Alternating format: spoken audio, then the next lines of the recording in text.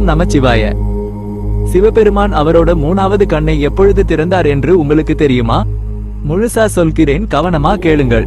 ஒரு நாள் சிவபெருமான் கைலாயத்தில் தியானம் செய்யும் பொழுது அதே நேரத்தில் ஒட்டுமொத்த தேவர்களையும் நடுநடுங்க வைத்த ஒரு அசுரன் பிறந்தான். அவன் பேர்தான் பானாசுரன். உண்மையாவே அந்த அசுரனை பார்த்து ஒட்டுமொத்த தேவர்களுமே நடுங்கி போய்விட்டனர்.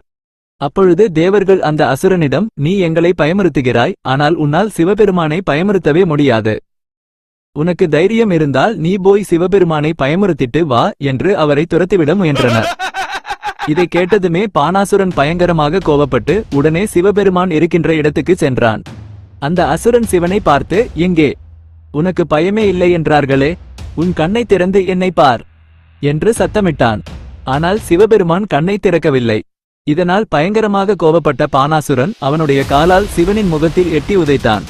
அவரை எட்டி உதைத்ததும் சிரித்துக்கொண்டே, இப்பொழுது கண்ணை திறந்து பார் என்று கத்தினான். உடனே ஆகாயமே இருந்தது. சிவபெருமானின் உடம்பு முழுவதும் நெருப்பு பற்றி எரிந்தது. அப்பொழுது சிவபெருமான் அவருடைய 2 கண்களையும் திறக்காமல் முதல் முறையாக 3வது கண்ணை திறந்தார்.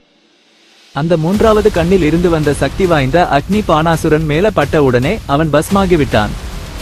இதை பார்த்த ஒட்டுமொத்த தேவர்களும் கொலை நடுங்கி போயினர். இதுதான் சிவனின் உச்சக்கட்ட கோபம் என்று தேவர்கள் உணர்ந்தனர்.